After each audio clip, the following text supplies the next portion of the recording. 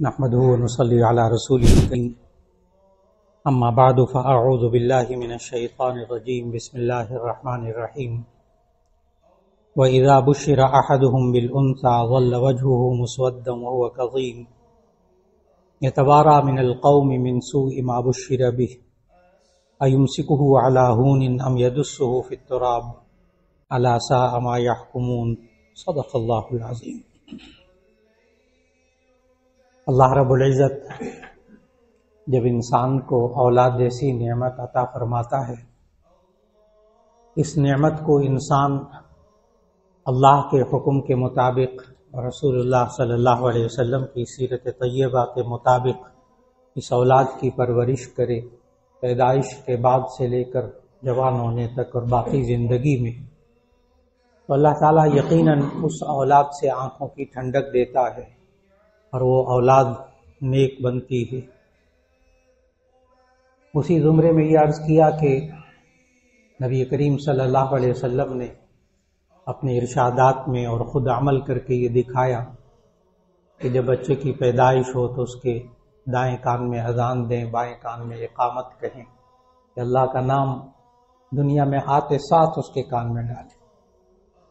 پھر اس بات کا تفصیل سے ذکر ہوا کہ 7ویں دن اس کا اچھا سا نام رکھیں، یہ بھی نبی صلی اللہ علیہ وسلم نے طریقہ بتایا، اور وہ اچھا نام کیا ہوتا ہے اس پر گزشتہ ملاقات میں بہت تفصیل سے بات ہوئی الحمدللہ۔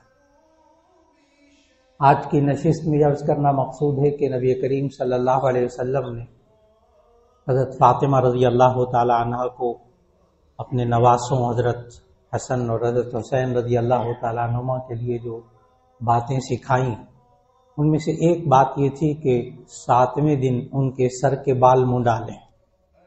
مشکات شریف میں حدیث موجود ہے کہ 7ویں دن سر کے بال منڈوا لیں، سنت غیر مؤکدہ، کوئی فرض واجب نہیں، کوئی اور دن بھی ہو کوئی حرج نہیں۔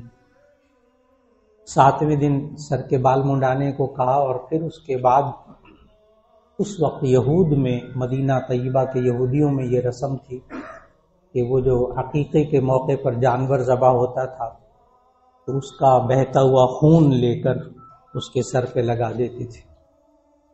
یہ ان کا رسم تھی کہ جو قربانی کی ہے، جو عقیقے میں جانور ذبح کیا ہے، اسی کا خون بہتا ہوا وہ اس کے سر پر لگا دیتے تھے، بچے کے لیپ کر دیتے تھے۔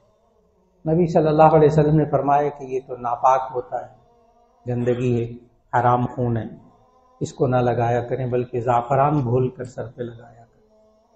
ایک یہ طریقہ بتایا۔ اور اب زعفران پر بڑی ریسرچ ہو چکی ہے، میڈیکل سائنس میں، پیتھالوجی میں اس کی بڑی ریسرچ موجود ہے۔ اردو میں آپ زعفران پر پڑھنا چاہیں تو ڈاکٹر خالد غزنوی کی کتاب ہے طب نبوی اور جدید سائنس، بہت کمال کی کتاب ہے۔ اس میں انہوں نے پورا ایک چیپٹر بنایا صرف زعفران پر۔ انہوں نے وہاں بتایا کہ زعفران اس دور کا بہترین اینٹی سیپٹک۔ اب دیکھیے گا کہ بال منڈوائے گئے اور اس کے بعد اینٹی سیپٹک چیز کو گھول کر پانی میں لگایا جا رہا۔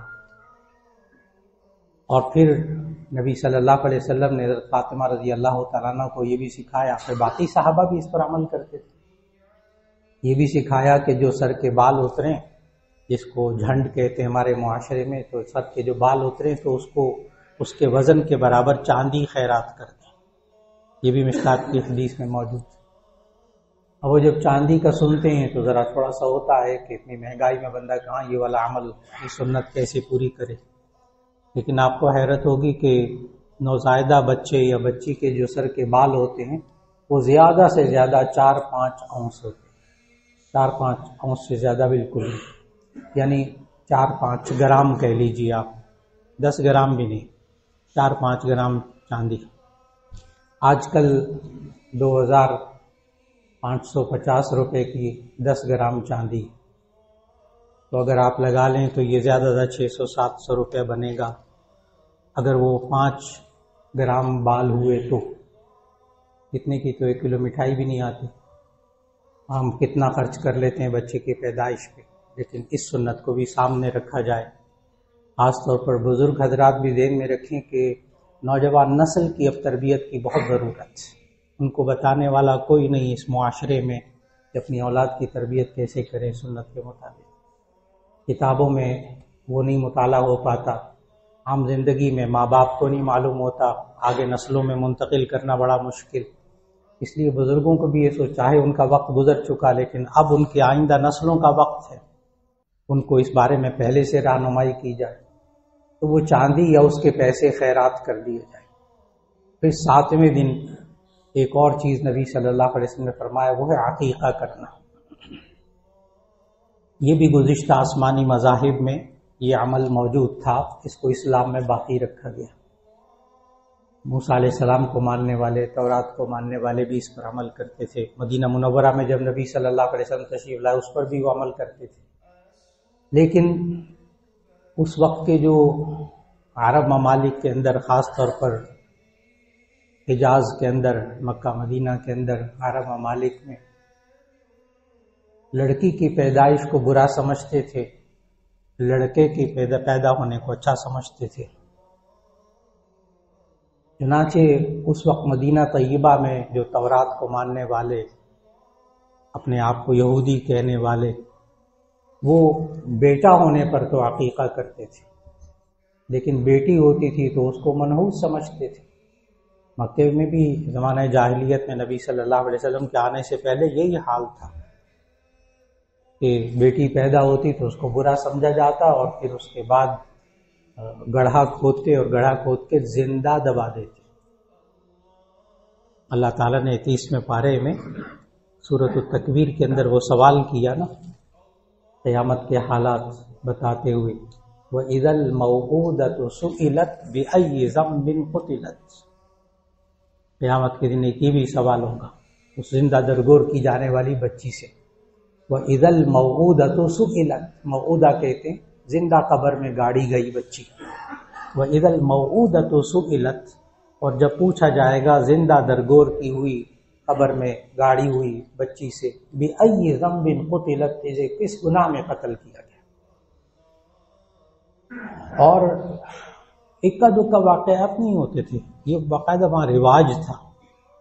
آج بھی مکہ مکرمہ کے اندر وہ احاطہ آج بھی موجود ہے، وہاں ابھی بھی کوئی تعمیر نہیں کی گئی کہ جہاں لوگ، مکہ کے لوگ اپنی بچیوں کو زندہ گاڑ دیتے تھے، آج بھی اس کو عبرت کے لیے محفوظ رکھا گیا کہ یہ حال ہوتا تھا۔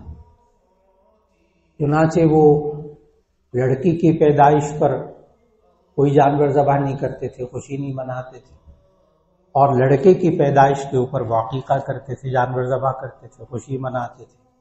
نبی صلی اللہ علیہ وسلم نے یہود کی مخالفت کرنے کو کہا اور فرمایا کہ تم بیٹی ہو تو تم ایک جانور ذبح کرو، اور اگر بیٹا ہو تو تم 2 جانور ذبح کرو۔ اس لیے لڑکا ہو پیدا تو 2 جانور ذبح کرنا سنت، وہی قربانی والے جانور، اور لڑکی ہو تو 1، اور اگر استطاعت نہ ہو تو لڑکے کی طرف سے بھی 1 جانور ذبح کیا جا سکتا ہے۔ یہاں یہ درمیان میں عرض کرتا چلوں کہ آخر وہ لوگ لڑکی کی پیدائش کو کیوں برا سمجھتے تھے؟ باقاعدہ ایک رواج تھا، ایک رسم تھی، اور نبی کریم صلی اللہ علیہ وسلم نے اس رسم کو، زندہ بیٹی کو زندہ گاڑنے کی رسم کو کس طرح ختم کیا؟ قانون بنا کر کہ جو کوئی آئندہ ایسا کرے گا اس کو پھانسی پہ لٹکا دیں گے، اس کو ختم کر دیں گے، اس کو مار دیں گے، کوئی ایسا قانون نافذ نہیں کیا۔ سب سے پہلے نبی صلی اللہ علیہ وسلم نے یہ اس بات پر توجہ دی کہ لوگ بیٹی کی پیدائش کو کیوں برا سمجھتے ہیں، اس کے اسباب کیا ہیں، ان اسباب کو جڑ سے ختم کیا نبی صلی اللہ علیہ وسلم۔ یہ ہمارے معاشرے کا بھی انتہائی ایک نازک دکھتا ہوا موضوع ہے، اس لیے کہ ہسپتالوں میں جانا ہوتا ہے بچوں کے موقع پر، بچوں کے آگے مختلف موقعوں پر، عزیز و اقارب کے موقعوں پر، وہاں بیٹے کی ماں، دلہن کی ماں، وہ بھی ساس بھی آئی ہوتی ہے، بچے کو اچھے خاصے کپڑے لے کر اور بڑے تیار ہو کر، اور جب اس کو اطلاع دی جاتی ہے کہ بیٹی ہوئی ہے، ایسی صورت کے اندر وہیں سے وہ برا بھلا کہہ کے چلے جاتے ہیں۔ پھر بعض گھرانے ایسے ہوتے ہمارے معاشرے میں کہ اگر بیٹی ہو جائے تو کہتے ہیں بیٹی اللہ کی بڑی رحمت ہوتی ہے. بہت سے گھرانے ایسے ہیں جو بیٹی کو اللہ کی رحمت سمجھتے ہیں. کچھ تسلی دینے کے لیے کہہ دیتے ہیں دلہا کو کہ جوان دلہا ہوتا ہے کہ اللہ کی رحمت ہوتی ہے بیٹی. دوسری بیٹی ہو جائے تو پھر دعائیں کرتے ہیں اللہ آپ کو نرینہ اولاد بھی دے. اور ہمارے معاشرے میں تیسری بیٹی ہو جائے تو طلاق تک عام طور پر نوبت پہنچ جاتی ہے بعض گھرانوں کے اندر. لیکن اکثر نوجوانوں کا رویہ یہی ہے، نوجوان دلہاؤں کا رویہ اکثر یہی ہے کہ وہ بیٹی کی پیدائش کو برا سمجھتے ہیں اور اس پر مجرم سمجھتے ہیں خاتون کو. یہ بھی ہمارے معاشرے کا ایک رواج ہے. مجرم سمجھتے ہیں خاتون کو، بیٹیاں پیدا کرتی ہے منحوس ہے یہ. اور خود ساس کہتی ہے جو خود لڑکی ہوتی ہے، جو خود عورت ذات ہوتی ہے. کیوں؟ اس لیے اس کے پھر اسباب کی طرف میں متوجہ کروں گا. اس کی وجہ کیا ہے؟ وہی اسباب اس وقت تھے نبی صلی اللہ علیہ وسلم کے زمانے میں جو آج کل ہے. بالکل یہی اسباب تھے. اور وہ کیا سبب تھے کہ عرب ظالم نہیں تھے یا وہ جاہل نہیں تھے، ان پڑھ گنوار قسم کے کہ ان کو پتہ ہی نہیں تھا، زندہ قبر میں گاڑ دیتے تھے. نہیں، ان کے اندر بڑی خوبیاں تھیں عربوں کے اندر ساری برائیوں کے ساتھ ساتھ. ایک ان میں خوبی غیرت بھی تھی. غیرت، جیسے آج ہمارے یہاں غیرت کے نام پر قتل ہوتے ہیں جو ظاہر ہے بالکل غلط ہے. وہاں بھی ان کے ہاں بھی غیرت ہوتی تھی کہ بچی جب پیدا ہوتی تھی تو ٹھیک ہے کوئی ہمارے یہاں بھی کوئی نہیں، ان کے یہاں بھی کچھ نہیں، کوئی خاص فرق نہیں. جو وہ جوان ہوتی لگتی تھی پھر ایسی صورت میں معاشرے کے افراد کا رویہ ان کے ساتھ، غیروں کا رویہ کیا ہوتا ہے ہمارے معاشرے کے اندر سب کے سامنے. اور پھر اس کے بعد لڑکوں کے ساتھ وہ رویہ نہیں، لڑکیوں کے ساتھ وہ رویہ. یہی بات وہاں بھی تھی. پھر جب بچی جوان ہوتی اس کی شادی ہوتی تو شادی ہونے کے بعد پھر وہ شوہر مالک ہوتا تھا اس بیوی کا. عرب کے ہاں مالک ہوتا تھا. یہاں تک کہ اگر شوہر فوت ہو جاتا تو جو بیوی ہے وہ جائیداد میں تقسیم ہوتی تھی جائیداد کی طرح. عرب کے اندر جب نبی صلی اللہ علیہ وسلم تشریف لائے ہیں اس وقت عورت ذات کو ملکیت کا حق بالکل نہیں تھا. یعنی عورت نہ پیسے کی مالک ہوتی تھی، نہ زمین کی مالک ہوتی تھی، نہ گھر کی مالکہ ہوتی تھی، نہ کوئی جائیداد کی مالک، نہ وراثت میں عورت کو حصہ دیا جاتا تھا. اور بہت غور سے بات سمجھنے والی ہے. آج پھر وہی آ گیا مسئلہ. بیوی کو حصہ نہیں دینا، بیوہ کو حصہ نہیں دینا، ماں کو حصہ نہیں دینا، بہنوں کو حصہ نہیں دینا، جو خواتین ہیں ان کو حصہ نہیں دینا، بھائیوں نے جائیدادوں پہ قبضہ کر کے بیٹھنا ہے باپ کے وفات کے بعد. آج پھر وہی رویہ ہے. یہی رویہ اس وقت تھا کہ عورت ذات جو ہے وہ مالک کسی چیز کی نہیں ہوتی تھی. اور آپ کو حیرت ہوگی کہ ہمارے ہمسایہ ملک جہاں ہندو بستے ہیں بہت ساری تعداد میں، ہندوؤں کے مذہب میں یہ بات شامل ہے کہ عورت کسی چیز کی مالکہ نہیں ہوتی. ابھی بھی پڑھے لکھے ہندوؤں کے ہاں بھی اب تک ہے کہ عورت ذات کسی چیز کی مالک نہیں ہوتی. بس چند گھرانے ہوتے ہیں ماڈرن قسم کے جو ذہنوں تو تبدیلی ہوگی، ورنہ اب بھی ہندوستان کے اندر عورت ذات کے نام پر گھر رجسٹرڈ نہیں ہوتا، ابھی بھی نہیں ہوتا. وہ جائیداد کی مالکہ نہیں ہوتی. اب وہ الگ بات ہے، اب اکاؤنٹ پہ کھلتے ہیں، اب سب کچھ ہوتا ہے، پڑھ لکھ گئے، کچھ فرق پڑ گیا، وہ چند جگہوں میں. لیکن جو اکثریت آبادی ہے دیہاتوں کے اندر وہ سب ابھی بھی، اور شہروں کے اندر بھی وہ سب عورت ذات کو آج بھی مالک نہیں سمجھتے. یہ ان کے عقیدے میں ہے. اور پھر عرب میں جب عورت ذات کو مالک تو کسی چیز کا نہیں سمجھتے تھے، لیکن اس عورت ذات کو جائیداد میں تقسیم کرتے تھے. جب شوہر مر جاتا تھا یہ واپس نہیں جاتی تھی. ہمارے معاشرے میں بھی بسا اوقات شوہر جو ہے وہ نکاح کے بعد بیوی کا اپنے آپ کو مالک سمجھنے لگ جاتا ہے. بہت بڑی غلط فہمی ہے. نکاح کے بعد صرف مل کے وضع ایک ہوتا ہے. میں اگر فقہی لفظ اور حدیث کے لفظ بولوں تو واضح ہو جائے گی بات، پھر اس کو میں آسان کر کے عرض کر سکوں گا کہ ایک ہے مل کے وضع، یعنی عورت سے مخصوص فائدہ اٹھانے کی ملکیت جو نکاح کے بعد انسان کو حاصل ہوتی ہے، اور ایک ہے مل کے رقبہ، گردن کا مالک ہونا، ذات کا مالک ہونا. اسلام کے اندر نکاح کے بعد صرف شوہر مل کے وضع کا مالک ہوتا ہے، مخصوص فائدہ اٹھانے کا قدرت رکھتا ہے، اختیار رکھتا ہے. عورت کے جسم کا قطعاً مالک نہیں ہوتا مسلمان، شوہر قطعاً مالک نہیں ہوتا. اور اس وقت وہ مالک سمجھا جاتا تھا. نبی صلی اللہ علیہ وسلم جب تشریف لائے، ایک یہ بھی برائی. یہاں وراثت کے بارے میں بھی عرض کرتا جاؤں، بہت سے حضرات ہیں، بہت سی خواتین ہیں جو وہ کہتی ہیں کہ جناب عورتوں کو اسلام نے کیا دیا، عورتوں کو حق ہی نہیں دیا. یہ بھی ایک الگ موضوع ہے جو آگے چل کر آ رہا ہے، لیکن درمیان میں بھی صرف عرض کرتا چلوں کہ آپ آیات میراث کی تلاوت کیجئے. سورہ نساء کی آیت نمبر 11، 12، 13، یوصیکم اللہ فی اولادکم، جہاں اللہ نے وراثت کے احکام پورے رکوع میں بیان کیے. تو وہاں جو اللہ تعالیٰ نے عورتوں کے حصے بتائے ہیں نا، جن کے ذوی الفروض ان کو کہتے ہیں، جن کا حصہ مقرر کیا ہے اللہ تعالیٰ نے، تو ذوی الفروض کل 12 ہیں. سورہ نساء کی آیت نمبر 11، 12، 13 میں کل ذوی الفروض یعنی جن کا اللہ نے وراثت میں حصہ مقرر کیا ہے وہ کل 12 انسان ہیں. میں نے انسان کہا ہے، وہ 12 انسان ہیں.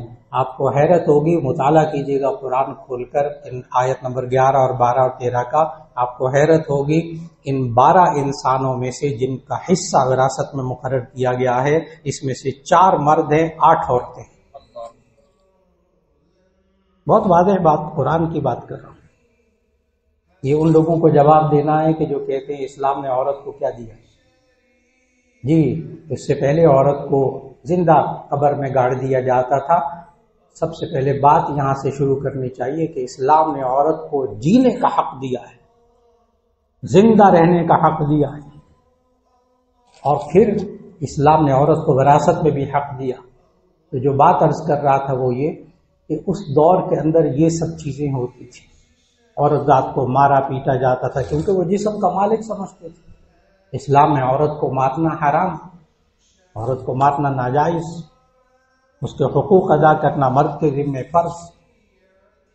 اور پھر یہی چیز عرب کے ہاں شعر و شاعری میں، اس دور کا میڈیا یہی ہوتا تھا. شعر و شاعری میلے لگتے تھے، اس میں عورتوں کے لیے عجیب و غریب اشعار کہے جاتے تھے. آج کل کے گانے لے لیجیے، یہی ہوتا ہے اس میں. وہاں یہ ہوتا تھا، نتیجہ یہ کہ عورت ذات کی کوئی عزت نہیں ہوتی تھی. اس لیے عرب غیرت کی وجہ سے زندہ بچی کو گاڑ دیتی تھی. بالکل وہی چیزیں. اچھا، نبی صلی اللہ علیہ وسلم نے اس کو ختم کیسے کیا؟ نبی صلی اللہ علیہ وسلم نے سب سے پہلے لوگوں کے اندر عفت، عصمت، پاک دامنی، حیا یہ سکھائی لوگوں عورتوں کے بارے میں. پھر پردے کے احکام آ گئے، پھر عورت ذات کی قدر و منزلت اس معاشرے میں رکھی. ایک تو یہ کام کی اصولی طور پر. پھر نبی صلی اللہ علیہ وسلم نے صحابہ کی ڈیوٹیاں لگا دی تھی کہ جس گھر میں اولاد ہونے والی ہوتی تھی تو وہاں صحابہ کو بھیجتے تھے اور کہتے تھے اپنی بیویوں کو ساتھ لے جاؤ، ان کے ساتھ تعاون کرو، کچھ درہم و دینار بھی لے جاؤ اور کچھ کھجورے لے جاؤ، کوئی جانور بکری وغیرہ کوئی چیزیں لے جاؤ. تو اگر وہ کیا بیٹی پیدا ہو اور وہ اگر رکھنا چاہیں تو ایسی صورت میں آپ ان کو تعاون بھی کرو اور ان کو یہ چیزیں بھی دے دو اور آ جانا واپس. اور اگر وہ بچی کو زندہ درگور کرنے چاہیں تو بھی بیٹی ہوئی ہے، ہم برا سمجھ رہے ہیں، تو ایسی صورت میں وہ بیٹی کو لے آئے، ہم پالیں گے. حضرت عمر رضی اللہ تعالیٰ عنہ باقاعدہ اپنی اہلیہ محترمہ کو لے کر بے شمار گھروں کے اندر جاتے تھے اور بڑا پیسہ لگاتے تھے اس کام کے اندر. اس دور میں بہت پیسہ لگاتے تھے کہ بچیوں کو زندہ نہیں، قبر میں نہیں گاڑنا. اور صحابہ نے بھی. حضرت عائشہ رضی اللہ عنہا کے ہاں کئی بچیاں تعلیم حاصل کرتی رہیں، پڑھتی رہیں، جوان ہوتی رہیں، ان کی شادیاں کی گئی ہیں. نتیجہ یہ ہوا کہ پھر نبی کریم صلی اللہ علیہ وسلم کے دور میں ایک واقعہ نہیں ہے زندہ درگور کرنے کا. پھر ایک واقعہ نہیں. دیکھیے سزا نہیں رکھی، سزاؤں سے سب کچھ حل نہیں ہوتا. اصل میں بنیادوں میں جا کر ذہن سازی، کردار سازی، جو اصل اسباب ہیں ان کو ختم کرنا، عورت ذات کو عزت دی، اس کو مالک بنایا، اس کو احترام دیا، تب جا کر اس معاشرے کے اندر یہ چیزیں. پھر آپ اگر تاریخ پڑھتے جائیں تو آپ کو اندازہ ہوگا کہ حضرت ابوبکر صدیق رضی اللہ تعالیٰ عنہ کے دور خلافت میں ایک واقعہ پیش نہیں آیا بیٹی کے زندہ درگور کرنے. ان کے بعد حضرت عمر رضی اللہ تعالیٰ عنہ کے دور فاروقی میں بھی بالکل آپ کو ایک واقعہ نظر نہیں آئے گا تاریخ میں. دیکھیے گا کس طرح تبدیلی ہو رہی. 10 لاکھ مربع میل سے زیادہ فتح کر کے اتنا بڑا علاقہ ہے، لیکن اب اس میں بیٹیوں کو زندہ درگور نہیں کیا جا رہا. کیوں؟ وہ اسباب ہی ختم ہو گئے نا. وہ اسباب ختم ہو گئے جس کی غیرت کی وجہ سے وہ بیٹیوں کو زندہ درگور کرتے. اگر اور آگے آپ چلیں تو حضرت عثمان غنی رضی اللہ تعالیٰ عنہ کے دور میں بھی کوئی واقعہ پیش نہیں آپ کو ملے گا. پھر اس کے بعد حضرت علی رضی اللہ تعالیٰ عنہ کو، پھر آگے دور چلتے آپ مغلیہ دور تک کی تاریخ کا مطالعہ کریں تو آپ کو معلوم ہوگا کہ لڑکیوں کو زندہ درگور کرنے کی رسم ختم ہو گئی. مغلیہ دور تک، اورنگزیب کے دور تک آپ کو نہیں ملے گا. اور پھر اس کے بعد جب مسلمان ہندوؤں کے ساتھ رہنا سہنا، ہندوؤں والی چیزیں وہ ساری آنے لگیں آہستہ آہستہ. وہی باتیں کہ عورت ذات کو مالک نہیں بنانا، پیسے کا مالک نہیں بنانا، وراثت میں اس کو حصہ نہیں دینا، وہ کسی چیز کی مالک نہیں ہوتی، بس سارا مرد کا ہوتا ہے. اور پھر عورت کے ساتھ رویہ، توہین آمیز رویہ، یعنی عورت کو اشتہاروں کے لیے بنا لینا، بس اس کو چیزیں بیچنے کے لیے اس کو اشتہار میں لانا اور اس کو معاشرے کے اندر اس کو اسی کام کے لیے رکھ لینا. عورت ذات ہوتی ہی بری ہے. اور پھر جب وہ جوان ہوتی ہے تو معاشرے کے اندر جو اس کے رویے ہوتے ہیں نوجوانوں کے ساتھ غیر پاکیزہ رویے. پھر اس کے بعد میں بڑا مختصر الفاظ استعمال کر رہا ہوں، غیر پاکیزہ رویے نوجوانوں کے، خاندان کے سارے خاندانوں کے ساری لڑکیوں کے ساتھ غیر پاکیزہ رویے. پھر ہمارا میڈیا ساتھ. پھر اس کے بعد جب بچی جوان ہوتی ہے پھر اس کے بعد اس کی شادی ہونے لگتی ہے، اس کا جہیز، اس کا سب جتنی چیزیں ہوتی ہیں وہ ساری ہمارے معاشرے کی. نتیجہ یہ ہوتا ہے کہ اس کے بعد بھی شادی بھی ہو جاتی ہے نا، پھر اس کے بعد بھی یہ جو باپ ہوتا ہے نا، بیٹی کا باپ، وہ محسوس نہ کیجیے گا، تھوڑی سی بات کو واضح کرنا پڑے گا کہ جو بیٹی کا باپ ہوتا ہے نا، یہ شادی کے بعد بھی فارغ نہیں ہوتا. اولاد ہوگی تب سارے خرچے اس کے، آگے کے سارے خرچے اس کے ذمے، فلاں اس کے ذمے. یہاں تک کہ یہی مائیں ہوتی ہیں بیٹیوں کو جنم دینے والی، یہی مائیں بس اوقات بیٹیوں کو، جوان بیٹیوں کو شادی کے بعد پھر جب ظلم ہوتا ہے شوہروں کی طرف سے، پھر جو حالات ہوتے ہیں بس اوقات بیٹی کو کہہ دیتی ہے کہ تو پیدا ہوتے ساتھ ہی مر جاتی. کو یہ ہمارا معاشرہ، اور اس میں قصوروار سارا مرد. یہاں تک پہنچنے کے بعد اب میں سورہ نحل کی وہ آیات تلاوت کروں گا جو کہ اللہ تعالیٰ نے ارشاد فرمائی. 14واں پارہ. آج نوجوان نسل کو، خاص طور پر نوجوان لڑکوں کو، یہ 2 آیتیں ضرور پڑھوانی چاہیے اس مسئلے میں ذہن سازی کے لیے. شادی سے پہلے ذہن بنائیے، شادی کے بعد ذہن بنائیے، اولاد پیدا ہونے سے پہلے یہ 2 آیتیں ضرور پڑھوائیے. سورہ نحل کی آیت نمبر 58 اور 59، 58 اور 59 جو شروع میں آج تلاوت کی میں نے. تو اس وقت عرب کا رویہ کیا تھا، قرآن نے جو بتایا. آج ہمارے گھروں کے اندر نوجوانوں کا رویہ یہ ہے، شادی شدہ نوجوانوں کا رویہ 2 آیتوں کے بالکل عین کاپی ہے، بالکل تصدیق ہوتی، بالکل فٹ ہوتی دونوں آیتیں ہمارے نوجوانوں کے ذہنوں پر، اور ساسوں کے ذہنوں پر بھی، اور سسر کے ذہنوں پر بھی. اور وہ آیات کا ترجمہ عرض کرنے لگا ہوں.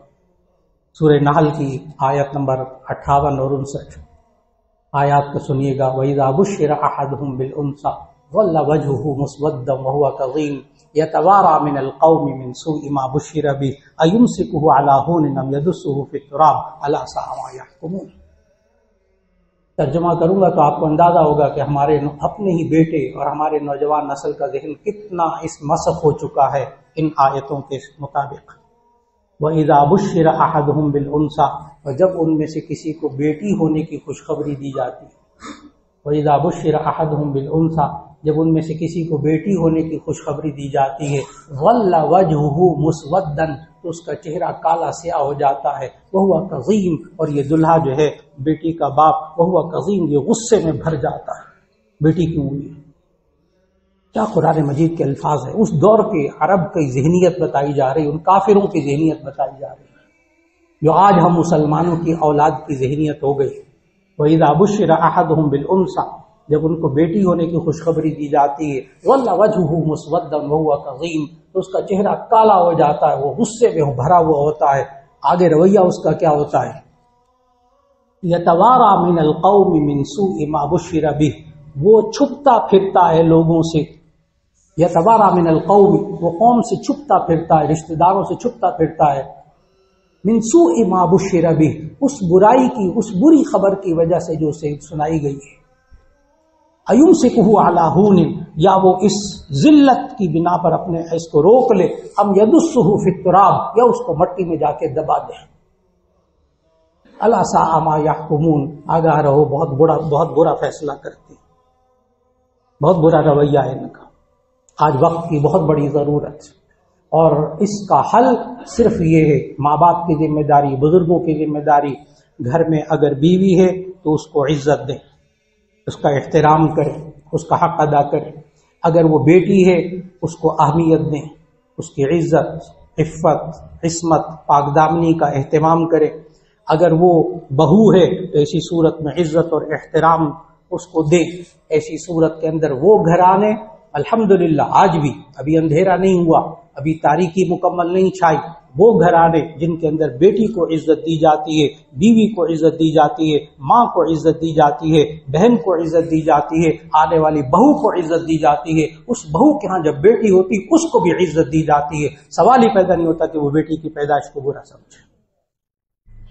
لیکن اگر بیٹی کے ساتھ برا سلوک رکھا گیا، بیوی کے ساتھ برا سلوک ہو رہا، ماں کے ساتھ برا سلوک ہو رہا، ماں کی قدر و اہمیت نہیں ہو رہی، اور گھر میں جو خاتون ہے اس کو ذلیل سمجھا جا رہا، اس کو عزت نہیں دی جا رہی، پھر جب اگر بیٹی اس گھرانے کے اندر پیدا ہوتی ہے اس کو برا سمجھا جاتا ہے۔ آج وقت کی بہت بڑی ضرورت ہے کہ بچوں کو، نوجوانوں کا ذہن بنایا جائے۔